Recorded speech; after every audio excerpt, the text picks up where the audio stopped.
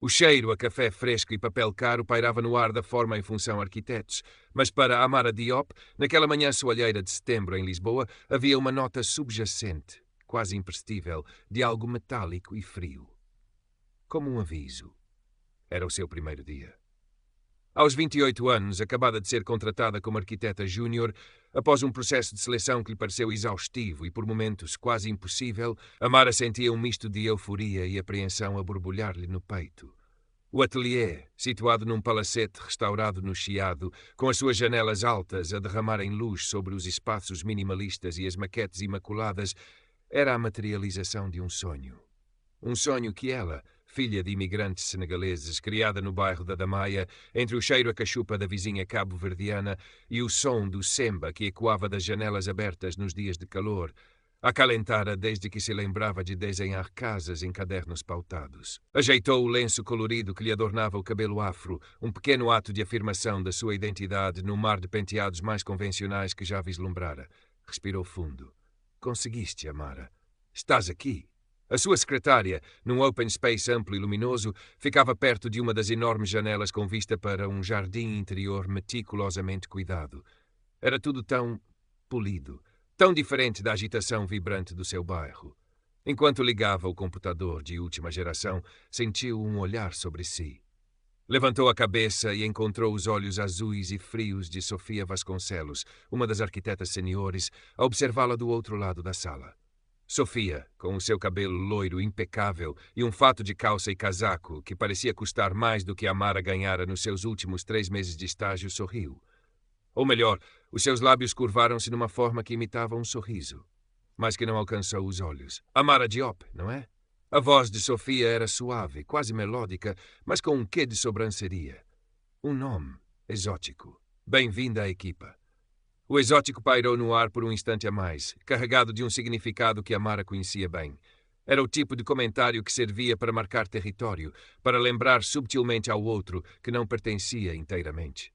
Obrigada, arquiteta Vasconcelos. É um prazer estar aqui, respondeu Amara, esforçando-se para que a sua voz soasse firme e profissional. A primeira semana foi uma sucessão de apresentações, briefings e a tentativa da Amara de absorver a dinâmica do ateliê. O diretor, o arquiteto Bastos, um homem na casa dos 50 com ar de quem já vira tudo, parecera genuinamente impressionado com o seu portfólio. Mas era Sofia quem coordenava a maioria dos projetos juniores, e era com ela que Amara teria de lidar diretamente. Numa das primeiras reuniões de equipa, discutia-se um novo concurso para a revitalização de uma antiga zona industrial no Beato. Amara, que passara o fim de semana a pesquisar e a esboçar ideias, sugeriu uma abordagem que integrava preocupações de sustentabilidade com a preservação da memória industrial do local, utilizando materiais reciclados e criando espaços verdes comunitários. Enquanto falava, sentiu os olhares dos outros colegas. Alguns pareciam interessados, outros neutros. Sofia ouviu-a com uma expressão indecifrável. Uma ideia interessante, Amara, disse Sofia quando ela terminou. Muito entusiasta. O tom era novamente difícil de classificar. Parecia um elogio, mas soava condescendência. Vamos considerar. Na reunião seguinte, para surpresa de Amara, Sofia apresentou um conceito notavelmente semelhante, mas com algumas alterações superficiais, como se fosse uma epifania sua. Recebeu elogios do arquiteto Bastos pela sua visão inovadora. Amara sentiu o sangue a subir-lhe ao rosto, uma mistura de choque e raiva impotente. Olhou para Sofia, que lhe dirigiu um olhar fugaz, quase um piscar de olho imperceptível, antes de continuar a sua apresentação. Ninguém pareceu notar. Ou se notaram, ninguém disse nada. Foi a primeira picada, o primeiro sinal claro de que o caminho ali seria mais árduo do que imaginara. O cheiro a café já não lhe parecia tão convidativo. Os meses que se seguiram solidificaram um padrão. Amara era frequentemente incumbida de tarefas menores, daquelas que não permitiam brilhar, enquanto projetos mais desafiantes eram entregues a outros juniores, alguns com menos tempo de casa. Quando lhe era dada uma oportunidade, como no projeto de um pequeno centro comunitário em Marvila, as suas ideias eram sistematicamente minadas por Sofia. Prazos eram encurtados à última da hora, informações cruciais eram-lhe sonegadas, e as suas propostas, quando apresentadas em reuniões, eram recebidas com críticas veladas de Sofia. que questionava a sua experiência prática ou a viabilidade das suas soluções, sempre com um sorriso polido. Prazos eram encurtados à última da hora, informações cruciais eram-lhe sonegadas, e as suas propostas, quando apresentadas em reuniões, eram recebidas com críticas veladas de Sofia, que questionava a sua experiência prática ou a viabilidade das suas in-laws. Amara trabalhava até tarde, revia cada detalhe, tentava antecipar cada possível objeção. O seu trabalho era bom, disso tinha a certeza. O seu projeto para o centro comunitário, apesar das dificuldades, estava a ganhar forma, com soluções inteligentes e um profundo respeito pela identidade do bairro. Mas em cada etapa sentia a presença invisível de Sofia a tentar sabotá-la. Era como tentar construir um castelo de cartas num vendaval subtil, mas persistente. Começou a notar os olhares dos outros colegas. Alguns evitavam o contacto visual. Outros, os mais próximos de Sofia, pareciam partilhar do seu divertimento discreto. Sentia-se cada vez mais isolada, uma ilha num oceano de indiferença calculada. Um dia deparou-se com Beatriz Oliveira na pequena copa do ateliê. Beatriz, uma arquiteta na casa dos 40, com um ar pragmático e olhos observadores, era uma figura mais discreta no escritório. Tinha fama de ser justa, mas também um pouco cínica. Não é fácil, pois não, disse Beatriz enquanto mexia o seu café, sem olhar diretamente para Amara. Amara hesitou. O que exatamente? Isto tudo. Beatriz fez um gesto vago, abrangendo o escritório. Sobreviver à sombra da nossa rainha. Havia um tom de ironia na sua voz. Amara sentiu um pequeno alívio por alguém ter, de alguma forma, reconhecido a sua luta. Não tem sido simples, admitiu. Beatriz sorriu, desta vez um sorriso genuíno. Poucas coisas o são por aqui, especialmente se não se encaixar no molde. Olhou para Amara por um momento. Você tem talento, miúda. Não deixe que ela lhe tire. Aquelas palavras, embora breves, foram como um bálsamo. Amara decidiu que precisava de enfrentar Sofia diretamente. Não podia continuar a permitir que o seu trabalho e a sua sanidade mental fossem erodidos daquela forma. Escolheu um final de tarde, quando a maioria dos colegas já tinha saído. Aproximou-se da secretária de Sofia, o coração a bater com força. Arquiteta Vasconcelos, podemos falar um momento? Sofia levantou os olhos do seu monitor. A surpresa a cruzar-lhe brevemente o rosto, rapidamente substituída pela sua habitual máscara de superioridade polida. Claro, Amara. Em que posso ajudá-la? O tom era falsamente solícito. Amara respirou fundo. Gostaria de perceber por que é que as minhas contribuições para o projeto de Marvila têm sido consistentemente desvalorizadas e por que é que sinto que há um esforço para minar o meu trabalho. Sofia arqueou uma sobrancelha loira. Desvalorizadas? Minar o seu trabalho. Amara, querida, acho que está a ser um pouco dramática, não acha? Estamos todos numa equipa. Algumas ideias funcionam, outras não, e a experiência conta muito nesta área. Não estou a falar de ideias que não funcionam, insistiu Amara, a voz a tremer ligeiramente, apesar dos seus esforços. Estou a falar de informação que não me é passada, de prazos alterados sem aviso, de... Amara, interrompeu Sofia, a voz agora com um tom de aço por baixo da suavidade. Eu sou a coordenadora deste projeto. As minhas decisões são baseadas no que é melhor para o ateliê e para o cliente. Se sente que não consegue acompanhar o ritmo ou que as exigências são demasiado altas, talvez este não seja o ambiente certo para si. Algumas pessoas simplesmente não estão talhadas para a pressão dos grandes gabinetes. A frase "algumas pessoas" pairou no ar, carregada de um subtexto que Amara não podia ignorar. Era uma ameaça velada, um lembrete da sua posição. Amara sentiu uma onda de frustração e raiva. Sofia não só negava tudo, como ainda a fazia parecer incompetente e inadequada. Saiu do gabinete de Sofia com um sabor amargo da derrota na boca. O isolamento pareceu intensificar-se nos dias seguintes. Os poucos colegas que ainda lhe dirigiam um sorriso amigável começaram a fazê-lo com mais cautela. Desesperada, Amara considerou seriamente apresentar uma queixa formal aos recursos humanos ou diretamente ao arquiteto Bastos. Agendou uma reunião com a responsável dos RH, uma senhora aprumada que a ouviu com uma expressão de simpatia estudada. Amara expôs os factos, tentando manter a objetividade, mas a emoção na sua voz era palpável. Entendo a sua frustração, Amara, disse a senhora dos RH no final. Mas, como sabe, a arquiteta Vasconcelos é uma profissional muito experiente e respeitada. Por vezes podem existir incompatibilidades de personalidades ou estilos de trabalho.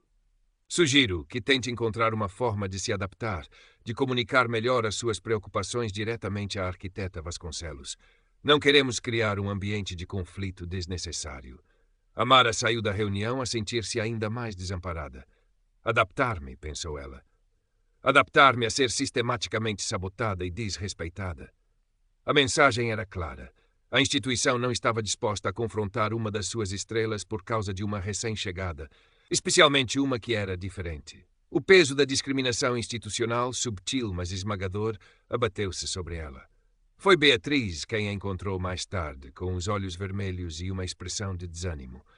Beatriz não disse nada, apenas lhe pousou uma mão no ombro e disse: "Vamos tomar um café depois do trabalho, por minha conta." Naquele pequeno café lisboeta, ao som do fado que saía discretamente de uma coluna, Amara desabafou.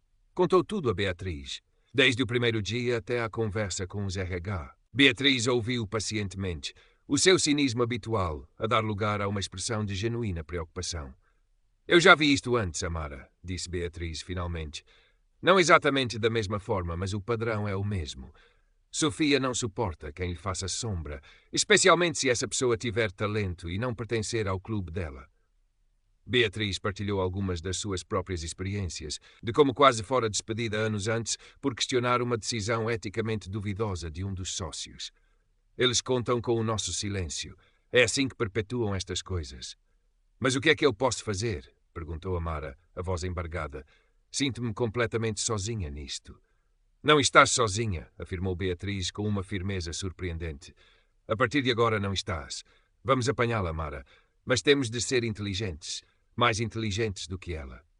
A partir desse dia, uma aliança improvável formou-se. Beatriz, com seu conhecimento dos meandros do ateliê e das personalidades envolvidas, tornou-se estratega.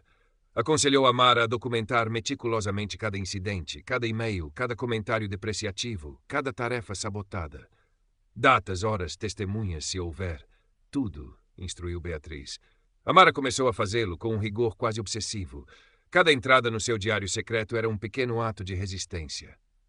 Beatriz também começou a agir como uma observadora discreta, usando a sua posição para recolher informações. Por vezes deixava um post-it anônimo na secretária de Amara com uma palavra de encorajamento ou um aviso subtil sobre uma próxima jogada de Sofia. A solidão de Amara começou a dissipar-se, substituída por uma tênue, mas crescente sensação de esperança e determinação. Ela não ia desistir, não ia deixar que Sofia lhe roubasse o sonho. Sofia, por seu lado, pareceu perceber a mudança na postura de Amara, a sua recusa em quebrar, e talvez tenha sentido a presença da aliança com Beatriz. A sua tática mudou. A sabotagem tornou-se mais dissimulada, mas os ataques pessoais intensificaram-se. Numa festa de Natal da empresa, num terraço elegante com vista para o Tejo, Sofia aproximou-se de Amara, que conversava animadamente com um dos clientes mais jovens do ateliê. Com um sorriso que não chegava aos olhos, Sofia pousou uma mão no braço de Amara.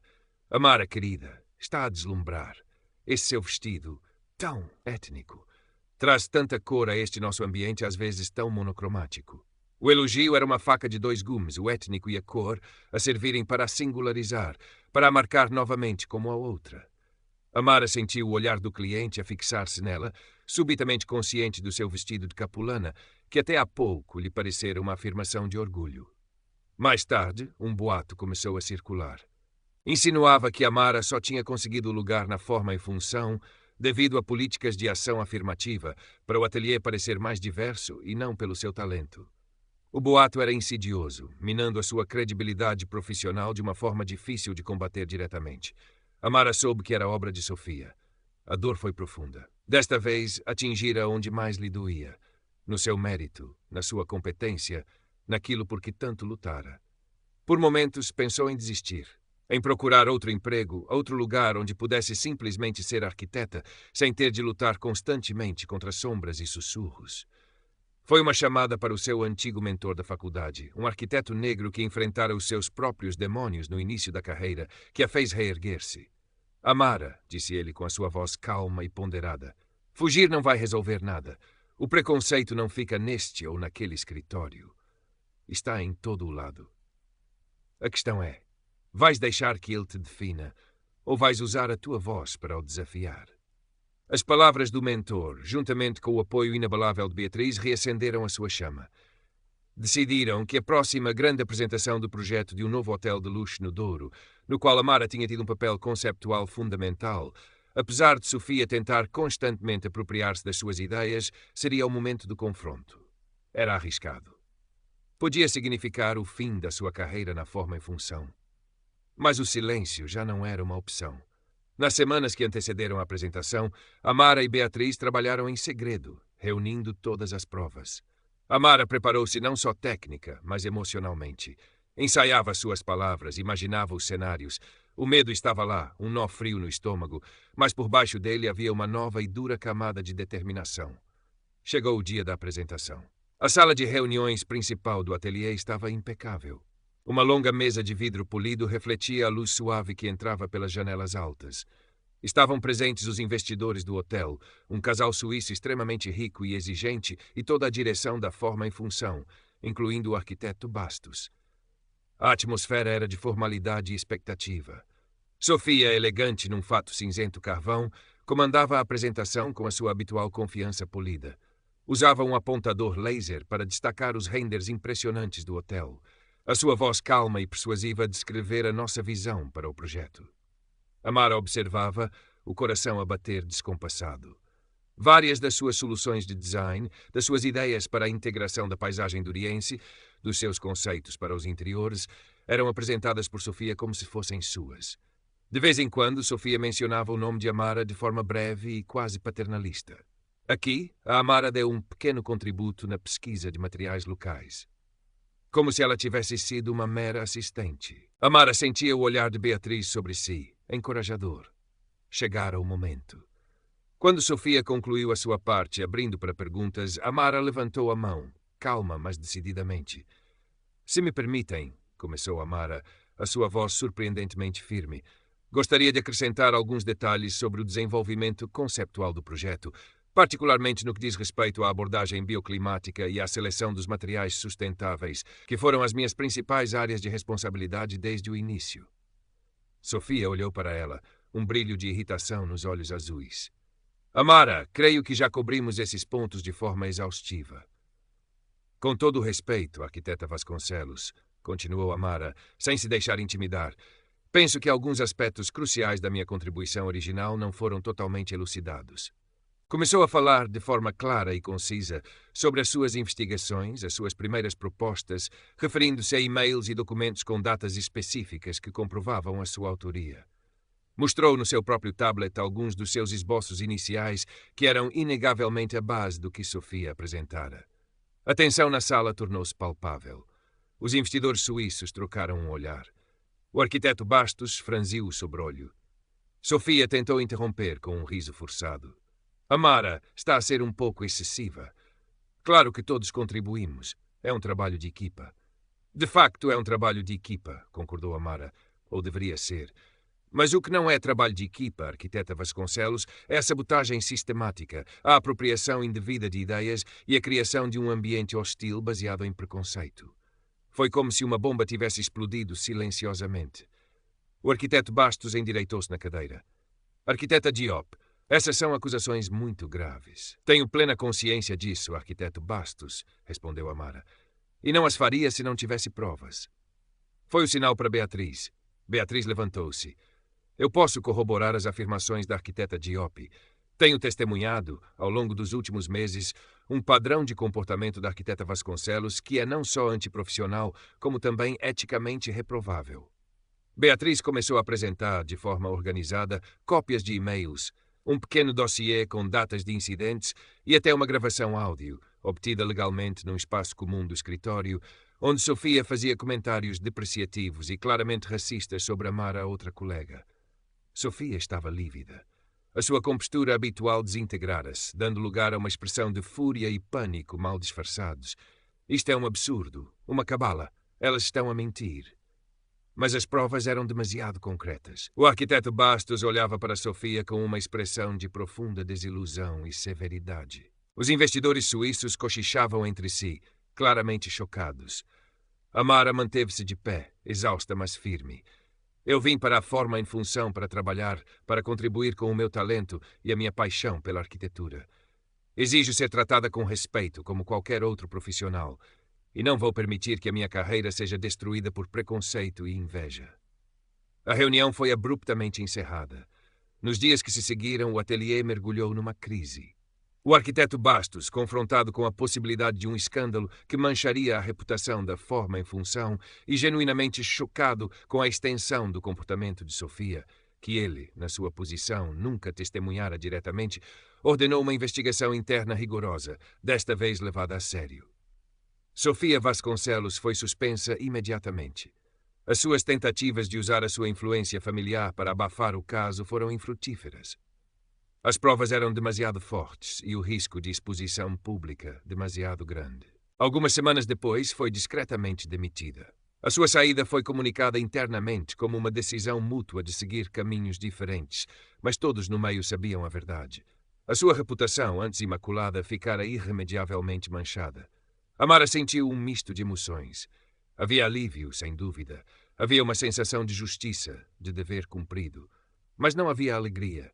Apenas o peso da batalha travada e a consciência do quão perto estivera de perder tudo. Beatriz foi o seu porto seguro, celebrando a sua coragem com um jantar discreto e muitas palavras de admiração. O ambiente, na forma em função, mudou. Houve um esforço visível por parte da direção para implementar políticas mais claras de combate ao assédio e à discriminação. Foram organizados workshops sobre diversidade e inclusão. Alguns colegas que tinham permanecido em silêncio aproximaram-se de Amara para pedir desculpa, admitindo o seu constrangimento e a sua falta de coragem. Amara aceitou as desculpas com uma graça reservada. Sabia que a mudança real levaria tempo, que as mentalidades não se alteravam por decreto. O arquiteto Bastos chamou-a ao seu gabinete. Pediu-lhe desculpa pessoalmente pela sua cegueira inicial e pela forma como